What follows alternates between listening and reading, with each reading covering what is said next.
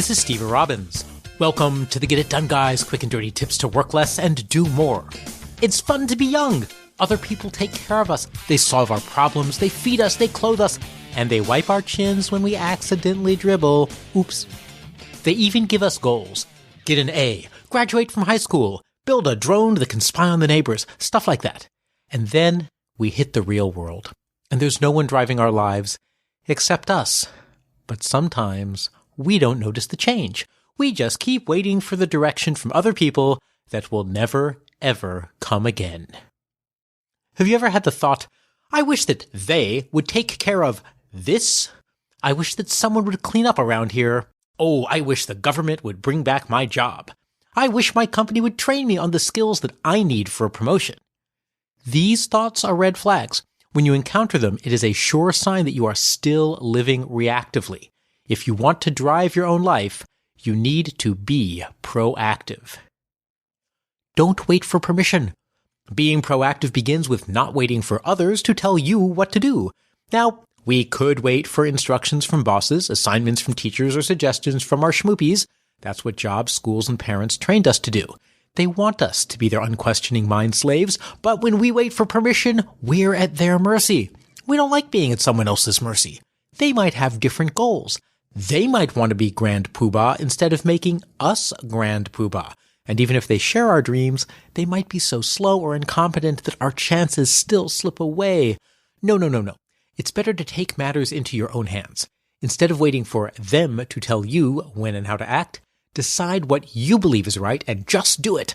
Just do it, and thus all of human motivation is probably a trademark of Nike Corporation. This gets you moving immediately on something that you know that you care about.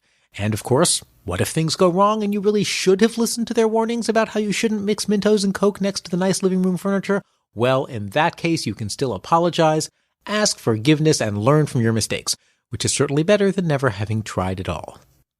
Be proactive in making your future happen. Being proactive means not waiting for permission. Being proactive also means taking ownership over your own dreams and making them happen. Yes, you making them happen. Owning your dreams is really simple, but it's not easy. You have to start paying attention to the way that you think about your world. Whenever you think a thought that begins with, they should, or why doesn't someone, change that thought to, I should, or why don't I? Nobody cares about making your life better more than you do, so listen to the person who cares the most and give that person the power, and that is you. After graduating from college, I lived in a total grad student housing apartment type thing with leaky walls and a paint job the color of zombie pus. If you've never seen zombie pus, you aren't missing very much. And every day on the way to work, I would walk by a new luxury apartment building. It was beautiful brick with tasteful decor and gorgeous colors, none of which came from the inside of a zombie. I would stare wistfully and I would think, someday I will live somewhere like this. And then one day I realized that it would never happen unless I made it happen. So I went to the rental office and looked at the apartments. My income wasn't enough to qualify to rent an apartment on my own. These were luxury after all, and I was pretty unluxurious. So they gave me a day to find roommates. One trip to my old dorm, some fast talking, and the next day, 3 of us signed a lease. And suddenly, luxury wasn't just someday, it was now. Thanks to glorious, wonderful me. Create the world that you want, because glorious, wonderful you can make your future happen. But that's not all. You can also make the world's future happen. As an upstanding citizen, you have the power to make your neighborhood, city, and country better. Pick up trash. Go to city council meetings.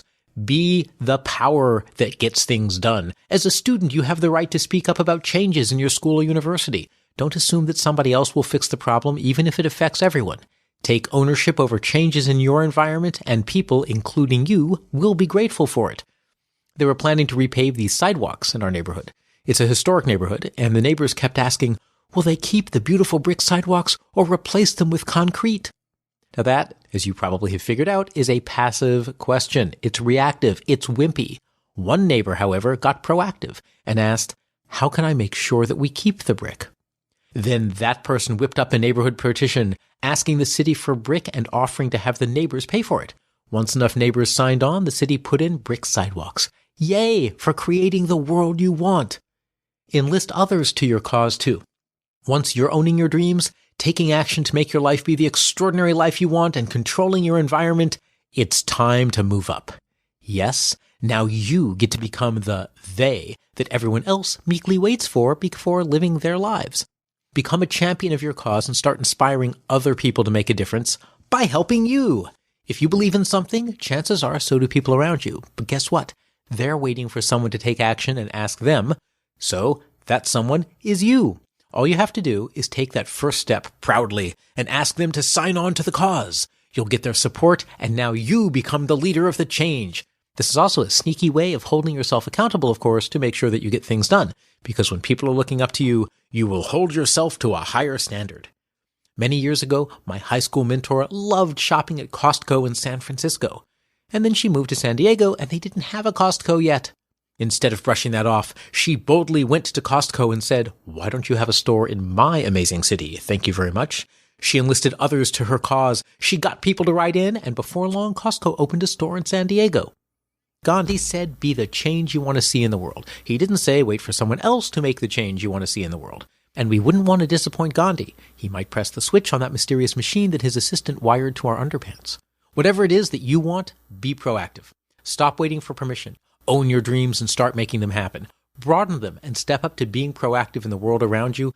Golly knows we could use some serious leaders in the world instead of the ones we have now. And when you do step up, get other people to help.